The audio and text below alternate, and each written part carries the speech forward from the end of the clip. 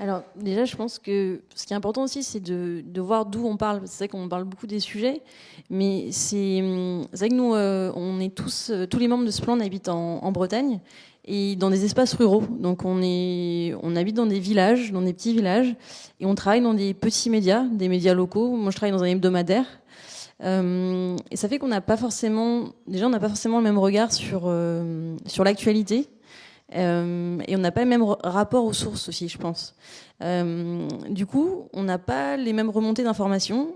Et dans la création de notre média, on a aussi eu un contact avec nos lecteurs qui a été fabuleux parce qu'on a eu énormément de retours, énormément de mails et d'alertes sur des sujets, pardon, sur des sujets notamment environnementaux, parce que c'est quand même une thématique qu'on aborde énormément, sur des pollutions micro, en fait, hein, des pollutions très locales.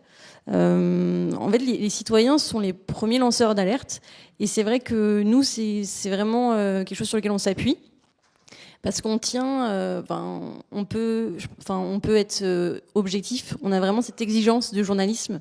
On tient à cette objectivité, mais ça n'empêche pas qu'on a conscience de l'urgence environnementale et qu'aujourd'hui en Bretagne, je pense qu'énormément d'habitants ont conscience de cette urgence environnementale parce qu'on vit la pollution au quotidien.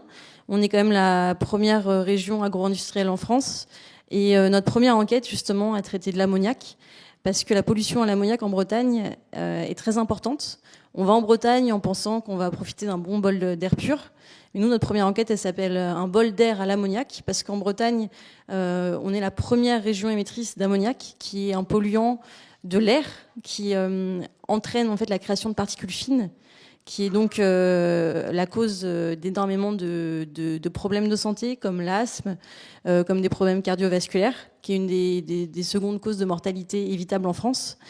Et donc ça, on n'a pas conscience quand on habite en Bretagne, puisqu'en fait c'est la pollution de l'air, on s'en rend pas compte. Et aussi parce que les associations qui calculent en fait la pollution de l'air sont financées par les industries et non par l'agro-industrie. Et en Bretagne, c'est l'agro-industrie qui pollue. Et c'est pas elle qui finance les associations qui calculent la pollution de l'air. Ça fait qu'on n'a même pas de calcul de la pollution de l'air, ça fait qu'on n'en a même pas connaissance. Et donc ça, c'est des informations qu'on a données dans notre première enquête, qui en fait n'était pas traité en Bretagne, alors même que en fait ça devrait être traité. C'est notre actualité, c'est notre quotidien de respirer cette air, comme c'est notre quotidien de boire l'eau, de se promener autour de chez nous. Et en fait, on est environné de pollutions en Bretagne qui ne sont pas traitées ou très peu dans l'actualité. Et là, en fait, on revient sur les problématiques financières, hein, parce que enquêter, ça coûte cher. Et les médias locaux n'ont pas forcément fait le choix d'investir sur l'investigation, parce qu'en fait, ils ont plutôt de l'information qui est de l'information quotidienne. Et en plus, les médias locaux sont financés aussi par de la publicité, forcément. Et donc, qui dit publicité, dit puissance économique comme l'agro-industrie qui va financer finalement par la publicité cette presse. Et donc, forcément, ça crée de la censure, ça crée de l'autocensure. Et c'est pour ça que ce plan, en fait, pour ça qu'on a créé cette association. C'est justement pour pouvoir traiter de ces problématiques, de pouvoir traiter de ces problématiques de pollution, de pouvoir aborder la question de l'agro-industrie.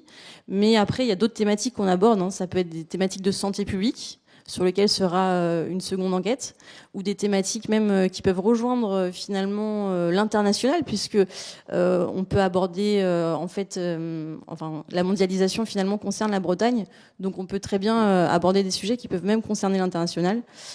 Et donc voilà, finalement sur la diversité des sujets qu'on peut aborder quand on décide d'être indépendant, et que pour être indépendant, ça veut aussi dire prendre du temps bénévolement, parce que nous, en fait, on n'a pas les moyens de se salarier.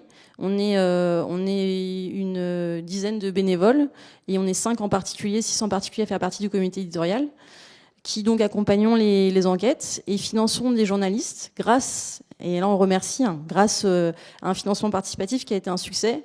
On en relance la seconde. Ça nous permet donc de salarier des journalistes qui peuvent enquêter et prendre le temps d'enquêter en étant financés, en étant salariés pendant 3 mois, 4 mois, 6 mois si nécessaire. En fait, ce temps, il coûte cher et en plus, il est incertain. parce que quand on fait une enquête, on ne sait pas ce qu'il y aura au bout.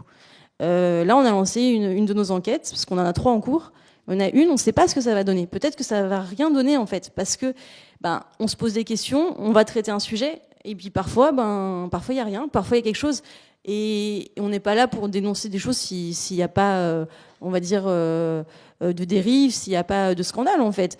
Et c'est toute la question de l'enquête, c'est que si ça coûte aussi cher, c'est aussi parce qu'on prend beaucoup de temps à chercher et qu'il n'y a pas toujours du résultat. Et ça, en fait, c'est la grosse lacune peut-être du système, de comment financer un journalisme d'enquête. Alors nous, on en appelle aux lecteurs, on en appelle aux citoyens pour nous financer, parce qu'en fait, on défend ce journalisme comme un bien commun et on estime que tout le monde doit avoir accès à nos articles. Donc on les diffuse librement et gratuitement sur notre site internet et sur tous les médias qui veulent bien les accueillir. Et notre seule source de financement, c'est nos lecteurs. C'est les citoyens qui ont les moyens et qui veulent bien nous financer sur notre site splan.org. Et c'est vrai que c'est peut-être un pis-aller, parce que finalement c'est peut-être pas normal de devoir finalement s'appuyer sur la bonne volonté de chacun, mais aujourd'hui c'est tout ce qu'on a trouvé, et donc voilà, c'est comme ça qu'on s'organise. Au moins les lecteurs garantissent votre indépendance. Exactement.